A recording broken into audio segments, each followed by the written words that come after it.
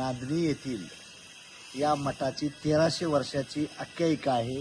1300 वर्ष हे गाव फेमस असलेला नांदणी मठ आहे आणि तो जैन परंपरेच्या अनुसार मुंगीला देखील न्याय द्यायची भूमिका ह्या जैन परंपरेत आहे।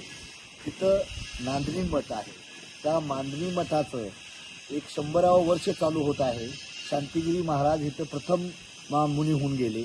त्यांची 71वी पुण्यतिथी जयंती आहे आणि गेली 40 वर्ष माधुरी नावाची हत्तीम इथं राहत होती। ती पंचगंगा नदीत पोहायला जात होती। तिथले 20-25 गावातली लोक सर्व शेतकरी बांधव तिच्यावर प्रेम करत होते, लेकीप्रमाणे, बहिणीप्रमाणे, आईप्रमाणे। तर गेल्या 1 वर्षापूर्वी तिथून माधुरी हत्तीनेला वनतारामध्ये नेण्यात आलं। तर कोर्टाच्या निकालानं, हायकोर्टाचा निकाल, सुप्रीम कोर्टाचा निकाल, माधुरीला पुन्हा त्या गावात आणलं पाहिजे नांदणी मठात। त्यासाठी आदरणीय राजू शेट्टीच्या नेतृत्वाखाली 1 दिवसाचं उपवासाचं आंदोलन आलेलं आहे।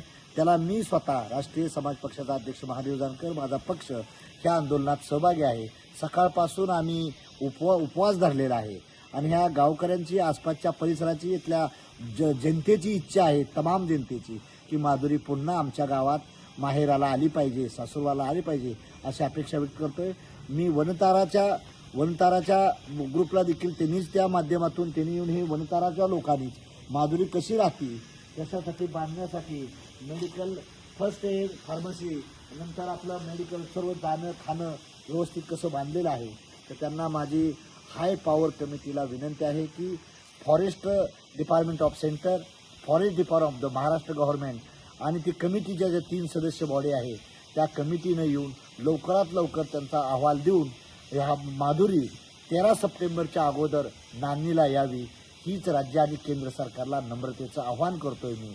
आपण मंडळींनी जनतेच्या भावनेशी खेळू नये हे नम्र आवाहन करतो आणि माधुरीला आमच्या पुन्हा गावात आणचाल अशी अपेक्षा व्यक्त करतो। जय हिंद, जय महाराष्ट्र।